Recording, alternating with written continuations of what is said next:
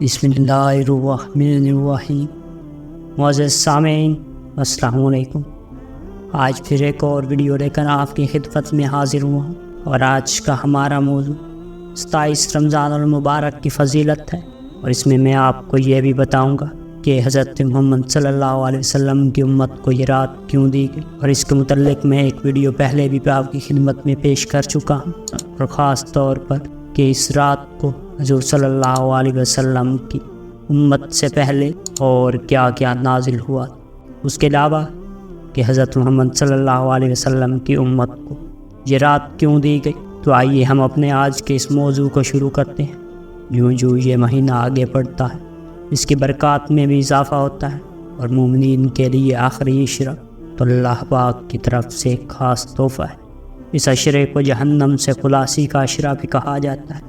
رمضان المبارک کا مہینہ امت مسلمہ کے لیے فضائل، برکات، امن اور سلامتی کا مہینہ۔ اگر اس ماہ کی فضیلتوں اور برکتوں کا ذکر کریں تو چاند رات سے ہی ان کا ظہور شروع ہو جاتا ہے۔ حضرت ابو ہریرہ رضی اللہ تعالیٰ عنہ سے مروی ہے کہ نبی کریم صلی اللہ علیہ وآلہ وسلم نے فرمایا، جب ماہ رمضان کی پہلی رات ہوتی ہے تو شیطانوں اور سرکش جنوں کا بیڑیاں پہنا دی جاتی ہیں، اور جہنم کے دروازے بند کر دیے جاتے ہیں، اور ان میں سے کوئی دروازہ کھولا نہیں جاتا، جبکہ جنت کے دروازے کھول دیے جاتے ہیں، اور ان میں سے کوئی دروازہ بند نہیں کیا جاتا۔ ایک منادی پکارتا ہے، اے طالب خیر آگے آ، اے شر کے متلاشی رک جا۔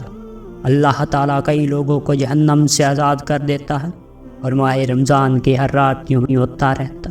اس مہینے کے حوالے سے دیکھا جائے تو حرام خوری، منافع خوری اور جھوٹ کا بازار بھی عروج پر پہنچ جاتا ہے۔ یہی ایک سوال ہے کہ شیطان تو قید کر لیے جاتے ہیں، پھر یہ سب کیوں؟ ایسی صورتحال میں ایسا شخص اپنے نفس کا غلام بن جاتا ہے، اور اپنے نفس کو قابو کرنے میں ناکام ہوتا ہے، اور اسے خوف خدا نہیں رہتا۔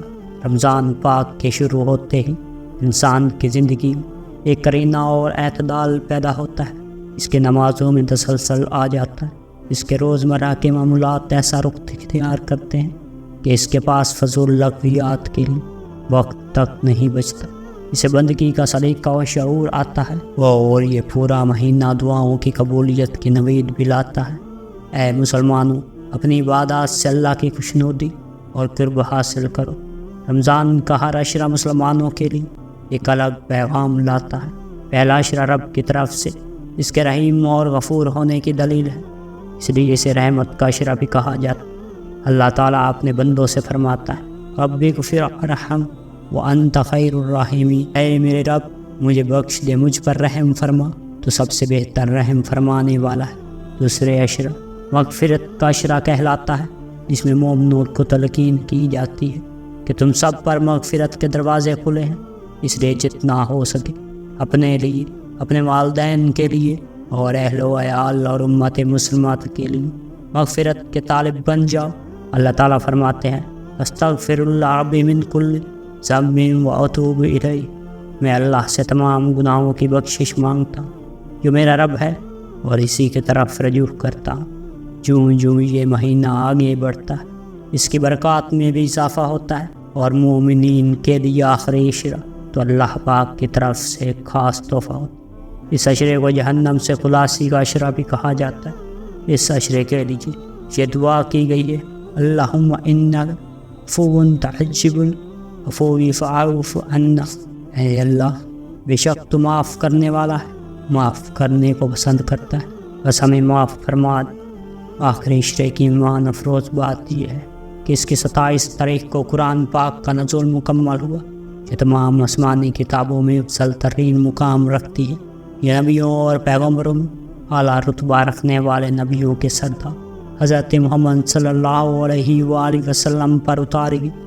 ویسے تو آخری عشرے میں عبادت کا ثواب بہت اعلیٰ درجات میں رکھا گیا ہے، مگر اس کی طاق راتوں میں شب قدر کے نزول کی نوید پوشیدہ ہے، اور مومن اس رات کو پانے کے لیے اعتکاف میں بیٹھتے ہیں، یا پھر طاق راتوں میں خصوصی عبادات کا انتظام کرتے ہیں۔ اگر قرآن پاک کے مکمل نزول کے حوالے سے دیکھا جائے تو 27ویں رات کی فضیلت باقی تاک راتوں سے بڑھ جاتی ہے، کیونکہ اس بات کا کبھی امکان ہوتا ہے کہ شب قدر اسی رات میں مخفی ہو۔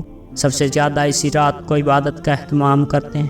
روایات میں ہے کہ جب حضرت محمد صلی اللہ علیہ وآلہ وسلم نے دیکھا پہلی امتوں کی عمریں بہت لمبی ہیں اور آپ صلی اللہ علیہ وسلم کی عمریں کم ہیں، اسی وجہ سے نیک اعمال میں بھی ان کی برابری کرنا ناممکن ہے۔ اس پر پیغمبر صلی اللہ علیہ وآلہ وسلم کو رنج ہوا تو اللہ تعالیٰ نے اس کے بدلے میں یہ رات عطا کی ہے۔ اس رات کی فضیلت کا اقرار قرآن پاک کی سورۃ القدر میں کیا گیا ہے، اور اس ایک رات کی عبادت کو 1000 سالوں کی عبادت سے بہتر قرار دیا گیا۔ اللہ پاک فرماتے ہیں اِنَّا أَنزَلْنَا فِي لَيْلَةِ الْقَدْرِ وَمَا أَدْرَاكَ مَا لَيْلَةُ الْقَدْرِ لَيْلَةُ الْقَدْرِ خَيْرٌ مِّنْ أَلْفِ شَهْرٍ تَنَزَّلُ الْمَلَائِكَةُ وَالرُّوحُ فِيهَا بِإِذْنِ رَبِّهِمْ مِنْ كُلِّ أَمْرٍ سَلَامٌ هِيَ حَتَّى مَطْلَعِ الْفَجْرِ۔ ہم نے اس قرآن کو شب قدر میں نازل کرنا شروع کیا، اور تمہیں کیا معلوم کہ شب قدر کیا ہے؟ شب قدر 1000 مہینے سے بہتر ہے۔